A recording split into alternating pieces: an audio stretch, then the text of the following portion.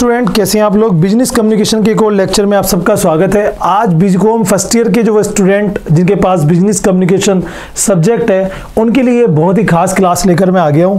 आज मैं जो डिस्कस करने वाला हूं वो दो टॉपिक डिस्कस करूंगा जो आपके लिए बहुत ज़्यादा इंपॉर्टेंट है, क्योंकि हम जो स्टडी कराते हैं वो इंपॉर्टेंट क्वेश्चन के इसकी PDF भी आप चाहें तो आपको मिल सकती है। लिंक डिस्क्रिप्शन में हमारे टेलीग्राम ग्रुप से जुड़ जाइए। अकाउंटिंग गुरुजी फ्री क्लासेस के नाम से ग्रुप है। मैं आप बात करूँ सबसे पहले क्वेश्चन की जो मैं आज पढ़ाने वाला हूँ वो है रिस्पॉन्सिबिलिटी ऑफ गुड लिसनर। जब हम कोई कम्युनिकेशन करते हैं बिटवीन टू पर्सन्स, जब मान लीजिए कोई नॉलेज आप शेयर कर रहे हो, कुछ ऐसा कर रहे हो, तो उस कंडीशन में दो जने होते हैं। एक तो होता है गिवर यानी कि देने वाला, सेंडर जिसको हम कहते हैं, एक होता है रिसीवर जो रिसीव कर रहा है। अगर मैं आपको कोई मैसेज दे रहा हूं तो आप रिसीवर हैं, मैं सेंडर हूं, ठीक है। तो ऐसे में आप लिसनर हैं, आप सुनने वाले हैं। तो बात आती है कि गुड लिसनर की क्या क्या रिस्पॉन्सिबिलिटीज़ होती हैं, एक चीज़। दूसरा हम यहाँ पे एक और टॉपिक डिस्कस करेंगे, वो पढ़ेंगे फॉल्ट्स क्या क्या होते हैं लिसनिंग में जब हम कुछ सुनते हैं। तो पहले टॉपिक पर आते हैं। पहले टॉपिक का नाम है what are the responsibility of a good listener, explain consideration before starting listening. देखिए, जब हम कोई बात सुनते हैं, मान लीजिए आप कोई गाना सुन रहे हो, आप कोई फ़ोन कॉल सुन रहे हो, आप कोई ऑडियो कॉल वीडियो कॉल देख रहे हो, सुन रहे हो, तो उस कंडीशन में आप एक लिसनर होंगे और ऐसे में आपकी क्या क्या रिस्पॉन्सिबिलिटीज़ बनती हैं। देखिए, प्रिपरेशन फॉर लिसनिंग, हम किसी भी चीज़ को सुनने के लिए पहले तैयार होंगे। तैयार होने के लिए हमें कुछ चीज़ों का ध्यान रखना पड़ता है, और ये आप सबके लिए भी आती हैं। अगर आप लोग अपनी क्लास में हो और टीचर आपको पढ़ा रहा है तो उस दौरान भी आप इस चीज़ को जोड़ सकते हो और अपने एग्ज़ाम में लिख सकते हो। जैसे आपको बात नहीं करनी चाहिए, नो टॉकिंग। अब मान लीजिए कोई आपको कुछ कह रहा है, आप अगर बात करोगे तो उसकी कब सुनोगे? तो सामने वाले की सुनने के लिए हमें सबसे पहले क्या करना पड़ेगा? हमें सबसे पहले उसकी बात सुनने के लिए चुप रहना पड़ेगा, तो know talking. Second, avoiding distance या डिस्ट्रैक्शंस। अगर कोई डिस्ट्रैक्शन आ रहा है, कोई डिस्ट्रैक्शन का मतलब है रुकावट बीच में आ रही है, तो उसे हम दूर करेंगे। एग्जाम्पल के तौर पर कोई आपको कुछ कह रहा है बट नेटवर्क इशू आ रहे हैं, तो आप नेटवर्क को ठीक करो। कोई आपको कुछ कह रहा है, आप किसी और से बात कर रहे हो, तो उसे कहो रुक जा भाई, किसी की सुन लूँ मैं। तो वो डिस्ट्रैक्शन जो होता है वो नहीं होना चाहिए, ठीक है। The listener should not distract his attention from the speaker to some other object. अगर मान लीजिए ये आपका स्पीकर है और ये स्पीकर जो है अपनी बात कह रहा है किससे? लिसनर से, ठीक है।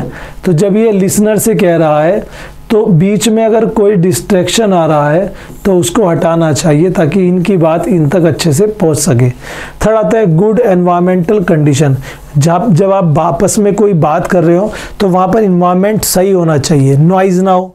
मान लीजिए शोर बहुत ज़्यादा है, सामने वाला आपको कुछ कह रहा है, आप सुन नहीं पा रहे हो, तो उसे नॉइज़ ट्रैफिक कहते हैं।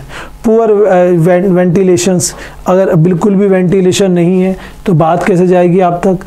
तो बहुत सारी चीज़ें हैं, इन चीज़ों को फैक्टर को हम ध्यान में रख सकते हैं when you are just listening to from other, ठीक है, जब स्पीकर हमें कुछ कह रहा है।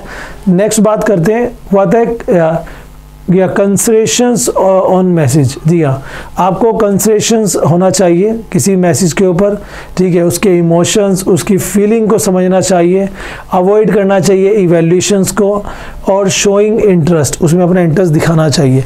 अब जैसे मैं आपको पढ़ा रहा हूँ, आपको समझ में आ रहा होगा तो ठीक है, अगर आपको समझ में नहीं आ रहा होगा तो आप लोग क्या करोगे? अवॉइड करोगे मुझे।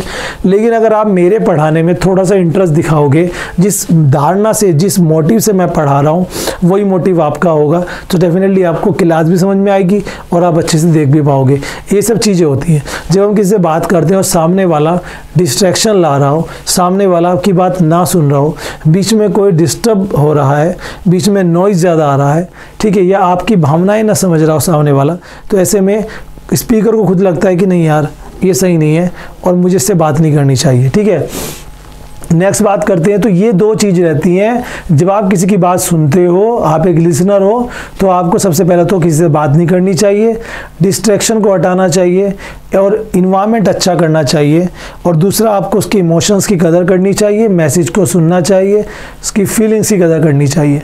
अब बात करते हैं जो फॉल्ट होता है सुनने में, जो पिटफॉल्स आते हैं। पिटफॉल्स का मतलब होता है कि अगर आप किसी कोई बात सुन रहे हो तो बीच में रुकावट है जिस कारण से आप उसकी बात नहीं सुन पा रहे हो, वो कौन कौन सी दिक्कतें, कौन कौन सी प्रॉब्लम्स आती हैं।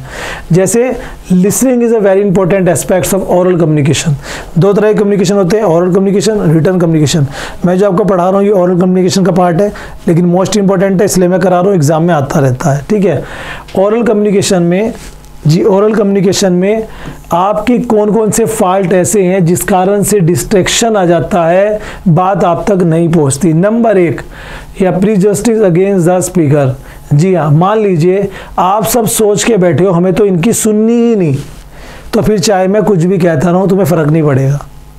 अगर आप लोग ये सोचते रहे कि हमें तो इनकी सुननी ही नहीं है, प्री जस्टिस हो पहले से ही, तो आप कितना भी बढ़िया बोल लो आपका मैसेज वहाँ तक नहीं जाएगा। एक्सटर्नल डिस्ट्रैक्शन, अगर कोई डिस्ट्रैक्शन बाहर से ही आ रहा है, जैसे आप रोड के इस तरफ खड़े हो, ये रोड है, एक बंदा इधर खड़ा है, एक बंदा इधर खड़ा है, अब ये से कुछ कह रहा है, लेकिन बीच में जो है वो गाड़ियाँ चल रही हैं, ठीक है, शोर इतना हो रहा है, तो इसकी बात यहाँ तक नहीं जाएगी।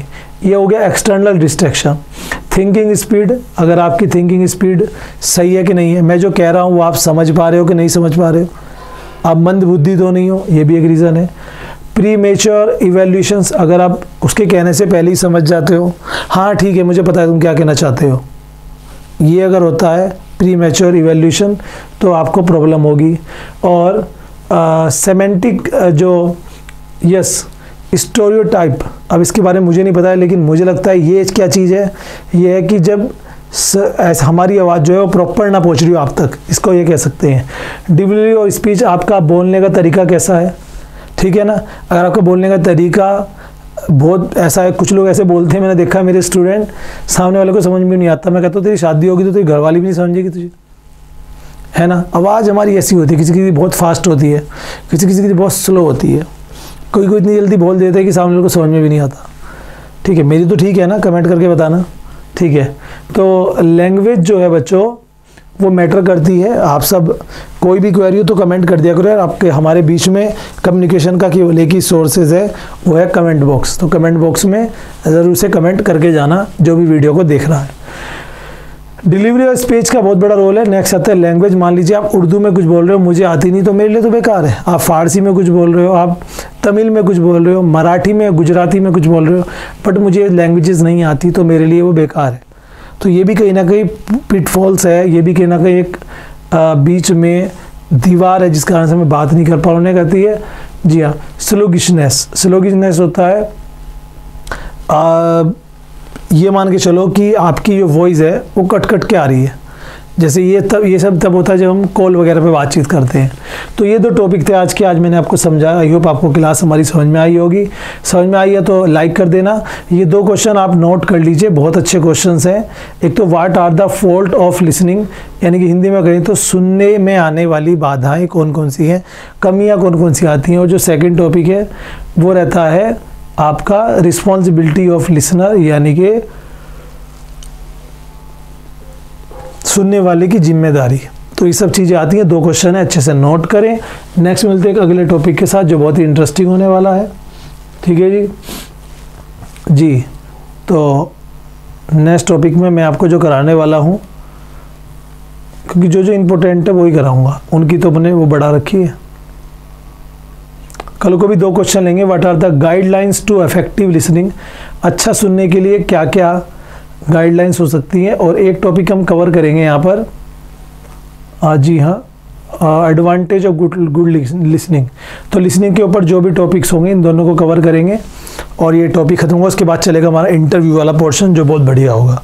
तब तक के लिए शुक्रिया, टेक केयर, अपना ध्यान रखिए, अच्छे से रहिए, स्वस्थ रहिए।